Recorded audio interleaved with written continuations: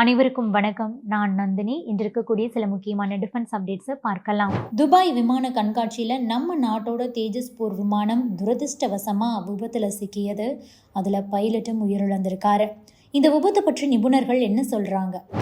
இந்தியாவுக்கு கிடைக்க போகும் அமெரிக்காவின் ஜாவ்லின் மிசைல்ஸ், இந்திய இராணுவத்தின் மொபிலிட்டியை அதிகரிக்கும் BVS-10 சிந்து வாகனங்கள்.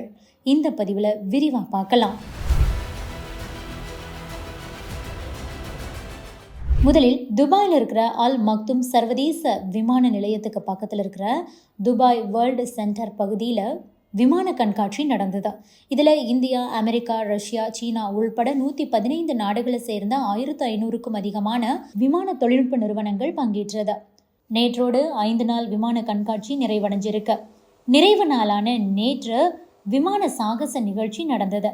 அதில் இந்திய இராணுவத்துடைய தேஜஸ் போர் விமானமும் பங்கேற்றது. அப்போதுதான் தேஜஸ் போர் விமானம் விபத்துக்குள்ளானது. திடீர்னு கட்டுப்பாட்டை இழந்த விமானம் தரையில் மோதி வெடித்து சிதறியது. இதுல பைலட் நமன் சியால் உயிரிழந்திருக்காரு. ஹிந்துஸ்தான் ஏரோநாட்டிக்ஸ் நிறுவனத்தினால உள்நாட்டிலேயே தயாரிக்கப்பட்டது இந்த தேஜஸ் போர் விமானம். அதனுடைய விபத்துக்கான காரணம் குறித்து நமது இந்திய விமானப்படை அதிகாரிகள் தற்போது விசாரணையை மேற்கொண்டு வர்றாங்க. விபத்துக்கான காரணத்தை கண்டறிய விசாரணை குழு அமைக்கப்பட்டிருக்கு. இந்த நிலையில தான் தேஜஸ் போர் விமான விபத்துக்கான காரணம் குறித்து நிபுணர்கள் கருத்து தெரிவிச்சிருக்காங்க. இந்த வான் சாகசத்தின் போது தேஜஸ் போர் விமானம் விபத்துக்குள்ளாகிறதுக்கு முன்பாக அதை பைலட் பேரல் ரோல் மேனுவர் அப்படின்னு சொல்லப்படக்கூடிய சுழன்று செல்லக்கூடிய செயல்முறையை செய்ய முயற்சி செய்ததா தெரியுது. இதில் விமானம் திருப்பப்பட்டு மீண்டும் மேலே சென்று தன்னுடைய முழு சுழற்சியையும் நிறைவு செய்யும். இது ஒரு சிக்கலான சுழற்சி இல்லை அப்படின்னாலும் கூட பைலட் சிறிது நேரம் தலைகீழாக இருந்ததுக்கு அப்புறமா விமானம் தரையில் மோதி இருக்கு. விமானம் தலைகீழாக இருந்து மீண்டும் மேலே எழும்ப வேண்டும். ஆனால் அந்த மாதிரி நடக்கலை. விமானம் மீண்டும் மேலே செல்ல முயன்ற போது தரைக்கு மிக அருகில் இருந்திருக்கலாம். மேலும் விமானம் மீண்டும் உயரும் வேகத்தை கொண்டிருக்கவில்லை. இதனால் விமானம் விபத்துக்குள்ளாகி இருக்கலாம். ஒரு போர் விமானம் அதிக வேகத்தில் இத்தகைய சுழற்சிகளை செய்வது மிகவும் கடினம். திடீரென உந்து சக்தியை இழந்திருக்கலாம் அல்லது கட்டுப்பாட்டு கோளாறு கூட ஏற்பட்டிருக்கலாம் அப்படின்னு சொல்றாங்க நிபுணர்கள். இருப்பினும் உரிய விசாரணைக்கு பிறகுதான் என்ன நடந்ததுங்கிறது நமக்கு தெரிய வரும். அடுத்ததா America FGM-148 javelin anti tank missile சிஸ்டத்தை இந்தியாவுக்கு விற்க ஒப்புதல் கொடுத்திருக்காங்க. ரிலேட்டட் எக்யூப்மெண்ட்ஸ் எல்லாம் சேர்த்து $45.7 மில்லியன் இந்த ஒப்பந்தத்தோட மதிப்பு. US defence secretary cooperation agency இந்தியாவுக்கு இந்த ஜாவ்லின் ஆன்டி டேங்க் மிசைல் சிஸ்டத்தை கொடுக்கறதுக்கு ஒப்புதல் கொடுத்திருக்கு. FGM-148 ஜாவ்லின் இது ஒரு man portable missile, fire and forget வகையை சார்ந்த ஒரு ஆன்டி டேங்க் கைடட் மிசைல். ரைத்தியான் மற்றும் லாக்ஹீட் மார்டின் நிறுவனங்கள் இணைந்து தயாரிச்சிருக்காங்க. ஜாவ்லின் மிசைல் எதிரிகளுடைய இலக்குகளை டாப் அட்டாக் மற்றும் டைரக்ட் அட்டாக்னு சொல்லிட்டு 2 மோடுகளிலும் தாக்கி அழிக்கக்கூடிய திறன் கொண்டது. எந்த என்விரான்மெண்ட்டாக இருந்தாலும் செயல்படக்கூடியது. இது ஒரு போர்ட்டபிள் சிஸ்டம் அப்படிங்கிறதுனால இதனுடைய மெயின் காம்பனன்ட்ஸ் எல்லாத்தையுமே பிரித்து தேவையான நேரத்தில் செட்டப் பண்ணிக்க முடியும். 2006ஆம் ஆண்டிலிருந்து பயன்பாட்டில் இருக்கக்கூடிய இந்த ஜாவ்லின் மிசைல்ஸ் ஏற்கனவே Afghan, Iraq, Syrian civil war, Libyan civil war உள்ளிட்ட போர்களில் பயன்படுத்தப்பட்டிருக்கு. அமெரிக்காவோட ஜாவ்லின் மிசைல்களை வாங்குறதுக்கு கடந்த 2010ஆம் ஆண்டே நம்ம இந்தியா முயற்சிகளை மேற்கொண்டது. கையோடு டிரான்ஸ்ஃபர் ஆஃப் டெக்னாலஜியையும் அமெரிக்கா கிட்டேருந்து நம்ம நாடு எதிர்பார்த்தாங்க. இருந்தாலும் கூட அமெரிக்கா அதற்கு அந்த நேரத்தில் ஒத்து வராததுனால அந்த டீல் அப்படியே கிடப்பில் போடப்பட்டுடுச்சு. அதற்கு பதிலாக தான் நம்ம இந்தியா இஸ்ரேலோடைய ஸ்பைக் மிசைல் சிஸ்டத்தை வாங்கினாங்க.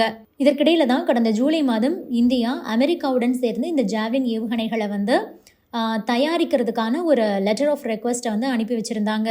எமர்ஜென்சி ப்ரொக்யூர்மெண்ட் அடிப்படையில் 12 லான்ச்சர்ஸ் மற்றும் 104 ஜாவ்லின் மிசைல்களை நம்ம இந்தியா வாங்க போகிறாங்க. இந்த நிலையில தான் இப்போது அமெரிக்கா இந்தியாவுக்கு ஜாவ்லின் ஆன்டி டேங்க் மிசைல் சிஸ்டத்தை விற்கிறதுக்கு ஒப்புதல் கொடுத்துருக்கு. அதன்படி இந்தியாவுக்கு 100 FGM-148 ஜாவ்லின் ஏவுகணைகள் டெஸ்டிங் மற்றும் எவாலுவேஷன் பர்பஸ்க்காக ஒரு fly to buy Javelin missile, 25 command launch units ஆகியவற்றுக்கும் இது தொடர்பான உபகரணங்களையும் நம்ம இந்தியாவுக்கு வழங்க அமெரிக்கா ஓகே சொல்லியிருக்காங்க. ஜாவ்லின் ஆன்டி டேங்க் மிசைல் அப்படிங்கிறது ஒரு 3rd ஜென்ரேஷன் வகையை சார்ந்தது. இதை இராணுவ வீரர்கள் தங்களுடைய தோள்பட்டையில் வைத்தே ஏவ முடியும். நம்ம DRDO இதே மாதிரி மல்டிபிள் ஆன்டி டேங்க் மிசைல் ப்ரோக்ராம்களையும் பண்ணிகிட்ருக்காங்க. Man portable anti tank guided மிசைலுக்கான வேலைகளும் வந்து ஒரு பக்கம் நடந்துக்கிட்டு இருக்கு. அதற்கான டெஸ்டிங் ப்ராசஸ்லாம் தற்போது நடந்து வருது.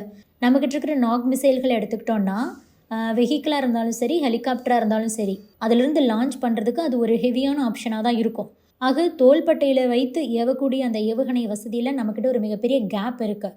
அதனால தான் நம்ம இந்தியா வந்து இந்த ஜாவ்லின் மிசைல்களை வாங்குறதுக்கு பார்க்குறாங்க. அதற்கு அடுத்ததாக எக்ஸ்காலிபர் ப்ரிசிஷன் கைடட் ஆர்டிலரி ப்ரொஜெக்டைல்ஸும் கூட நம்ம இந்தியாவுக்கு வந்து அமெரிக்கா தரப்போகிறாங்க. இந்தியா 216 டாக்டிக்கல் ப்ரொஜெக்டைல்ஸை வந்து அக்வயர் பண்ண போகிறாங்க. 155 mm ஹவிட்சர்களிலிருந்து இந்த எக்ஸ்காலிபர்ஸை வந்து பயன்படுத்தும் போது 40 கிலோமீட்டர் தூரத்தில் இருக்கக்கூடிய இலக்கு கூட துல்லியமாக தாக்கி அழிக்கும். இந்தியாவோட M777 அல்ட்ரா லைட் ஹவிட்சர் மற்றும் அதனுடைய அப்கிரேடட் பிளாட்ஃபார்முக்கும் கூட இது சரியான ஒரு ஆப்ஷனாக இருக்கும்.